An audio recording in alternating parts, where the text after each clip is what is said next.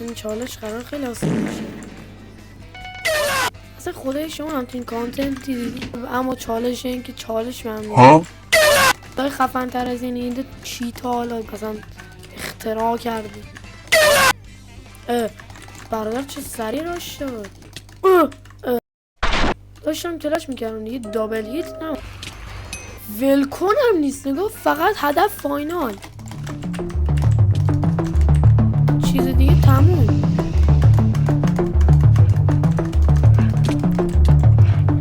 خدافظ.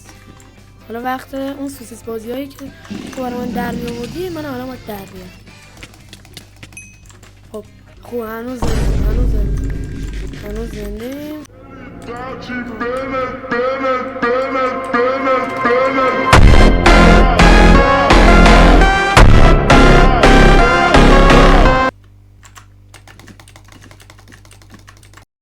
بابا تیرکس مای خیلی ای ولی من واسه پک عوض کنم. این پک چرت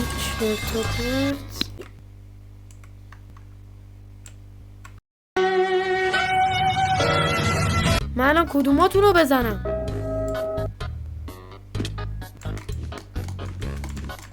اون وجه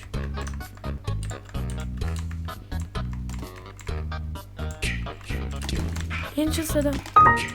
خوب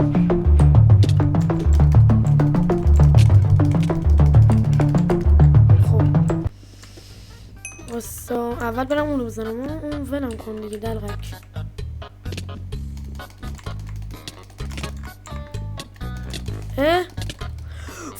این دیگه خیلی بده بابا. شما چه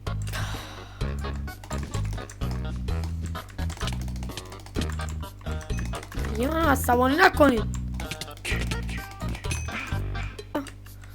بچه. ببینید نقشه اینه، ما اول باید بریم بده اینو بزنیم، اگر بده اون سالم موند میریم بده اونو میزنیم. بده سایدم شدنباری.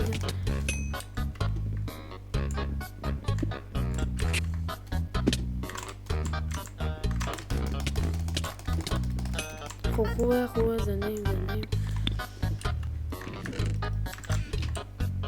بده اونم که رفته. نه یا خدا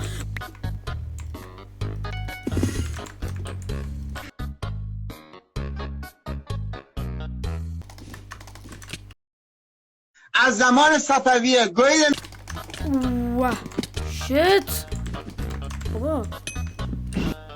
لفت داده بابا. چرا این مپا دایگنالم؟ ببین این مچا خیلی، این مپا خیلی عجیبن، خودشون بریج دایگنال میذارن بعد اونجا نمیشه بلاک گذاشت. این مپا رو دوست دارم.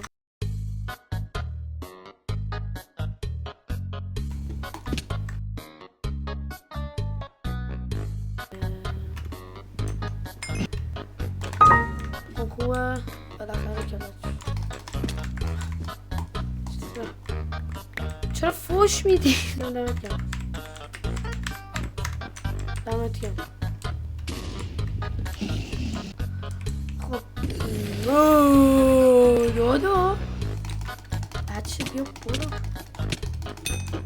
اوکی ممنون که تا اینجای ویدیو رو نگاه کردین و امیدوارم که خوشتون اومده باشه و هیچی دیگه. خدا نگهدار.